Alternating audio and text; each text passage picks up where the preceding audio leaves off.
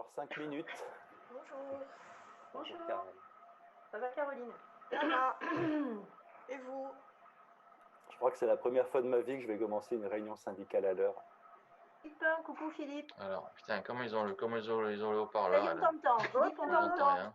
Coucou. C'est bon? Vous m'entendez? Voilà, donc bonjour à toutes et à tous. Je m'appelle Nicolas Voisin. Je suis avec Sophia Sessa, que vous découvrirez tout à l'heure, co-secrétaire académique du SNUEP FSU, qui est le syndicat de la FSU pour l'enseignement professionnel, dans l'académie d'Aix-Marseille. Alors franchement, il y a quelques jours, avant-hier, on a hésité.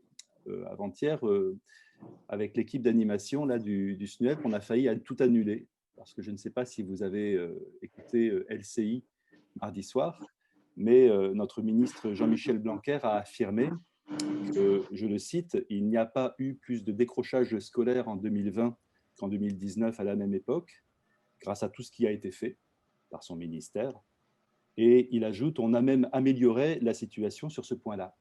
Donc, on s'est posé la question de savoir si ça restait pertinent de nous retrouver ce matin.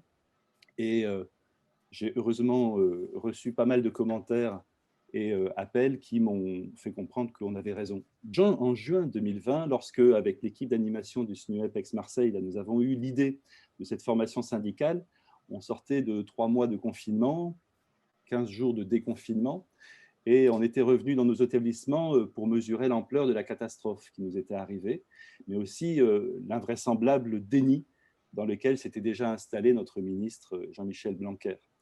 Ce n'est pas seulement un déni, c'est surtout, en tant que ministre, une totale paralysie qu'il a provoquée, une totale paralysie du système éducatif, parce qu'en effet, comment s'attaquer sérieusement et d'une façon concertée à un problème qui n'existe pas. Depuis septembre 2020, on a quand même mis en œuvre notre projet de formation syndicale sur la question du décrochage. Et si on y pense 5 minutes, ça ne va pas de soi qu'une organisation syndicale comme la nôtre se mette à proposer une formation à caractère professionnel sur un sujet d'actualité et dans lequel, théoriquement, c'est toute l'institution scolaire qui devrait se mobiliser avec toutes ses forces. Hélas, la déclaration ahurissante que je viens de citer de Jean-Michel Blanquer mardi soir nous donne hélas raison, il fallait qu'on le fasse, parce qu'on ne peut pas compter sur ce ministère pour coordonner sérieusement les choses. Ce n'est pas simplement une question professionnelle du point de vue de l'éducation nationale. La question du décrochage, à nos yeux, aux yeux de la FSU, devient dans ces circonstances un véritable combat syndical de premier plan, car il frappe de plein fouet la jeunesse populaire de notre pays, et par là même, c'est tout le salariat qui se trouve fragilisé par les effets de ce décrochage qui est en cours depuis des années et qui s'est accéléré ces derniers mois.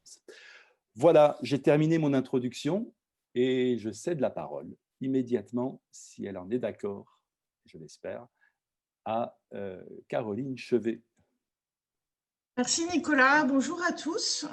Je dois dire que tout ça me paraît bien réjouissant.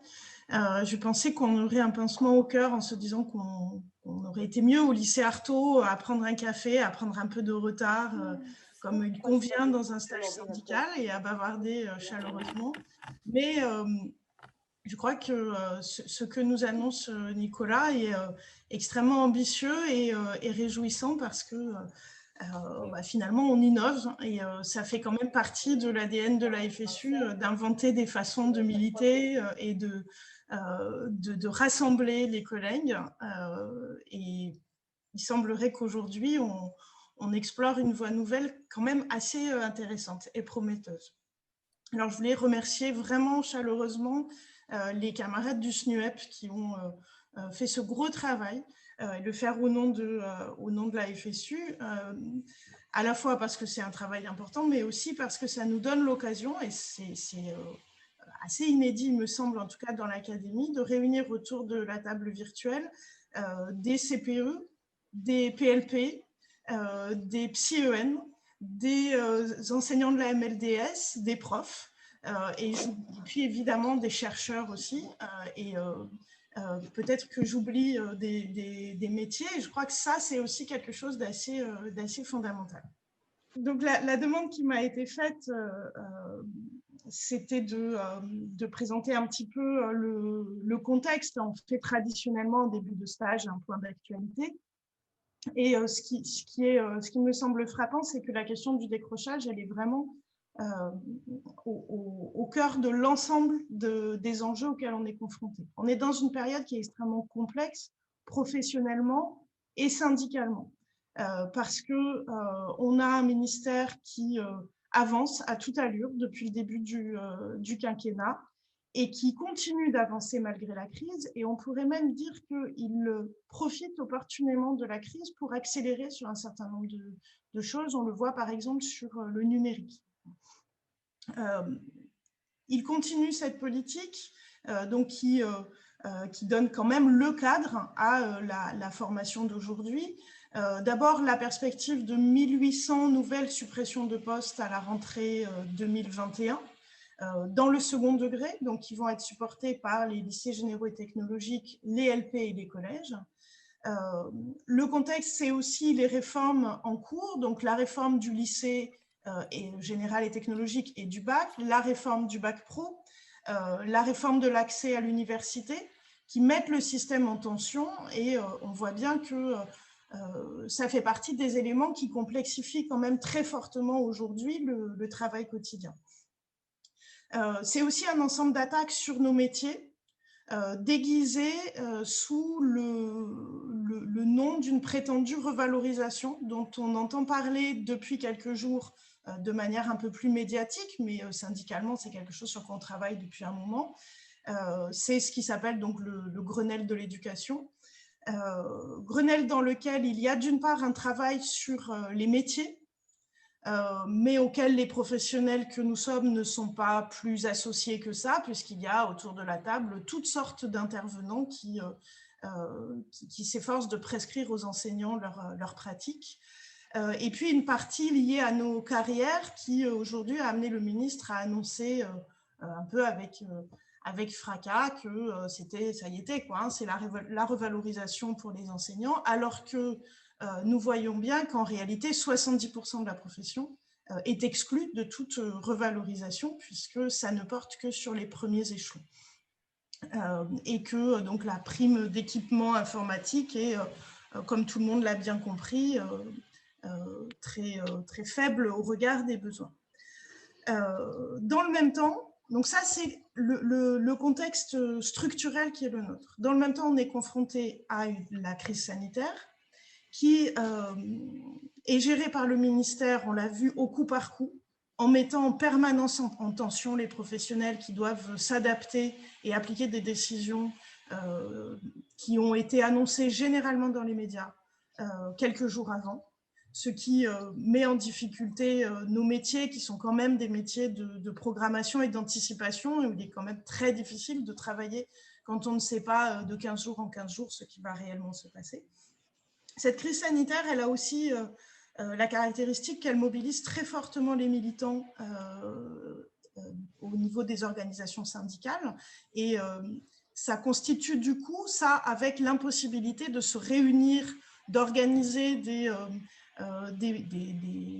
réunions, des mobilisations, des rassemblements dans un contexte normal, on va dire, ça constitue aussi une vraie entrave aux dynamiques collectives qui seraient nécessaires pour contrer la politique menée par le ministère. On se retrouve dans un contexte où nous sommes au quotidien occupés à gérer des problématiques liées à la crise sanitaire dans tel ou tel établissement, pour tel ou tel collègue, ou plus globalement au niveau académique. Et ça complexifie très fortement le travail. Il est du coup, pour la FSU, mais pour ses partenaires aussi, absolument indispensable de trouver les voies de passage entre les contraintes liées à la crise sanitaire et la nécessité absolue de reprendre le chemin de la mobilisation pour empêcher les nouvelles dégradations en cours et pour imposer une réorientation des politiques éducatives.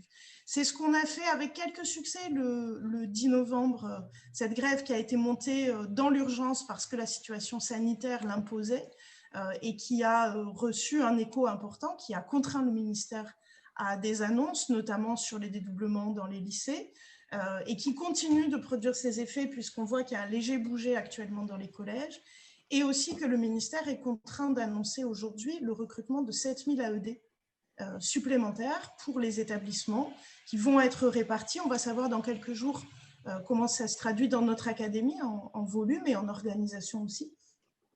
Donc on voit bien que le travail de mobilisation peut porter ses fruits. Aujourd'hui, c'est une nouvelle journée de grève pour les AED. On s'attend à ce qu'un nombre important de vies scolaires soit touché et on invite les collègues à être solidaires de ces collègues qui sont très précaires et mal rémunérés. Et puis les lycées de l'éducation prioritaire, donc les lycées pro et les 3 lycées généraux, vont être assez rapidement sollicités pour se mobiliser dans le cadre de la réforme de l'éducation prioritaire qui s'annonce. Alors voilà pour le cadre, et vous voyez qu'on cherche vraiment les voies pour renouer avec la mobilisation, faire du mois de décembre un mois où on puisse monter en force pour qu'au mois de janvier, dans l'espoir aussi d'un déconfinement, on puisse renouer avec l'action de manière plus directe. Je ne veux pas faire plus long, mais il me semble juste pour finir que l'enjeu du décrochage est vraiment au carrefour de ces problématiques-là, parce que bien sûr qu'il y a une dimension conjoncturelle liée à la crise sanitaire, mais qu'en même temps, la question du décrochage, c'est la question de l'ensemble des moyens que le système éducatif se donne pour amener l'ensemble d'une génération au diplôme et aux qualifications. C'est-à-dire que c'est aussi un enjeu absolument structurel lié aux politiques éducatives. Voilà, je m'arrête là et puis si vous souhaitez. Et vraiment encore merci à l'équipe qui a préparé ce stage.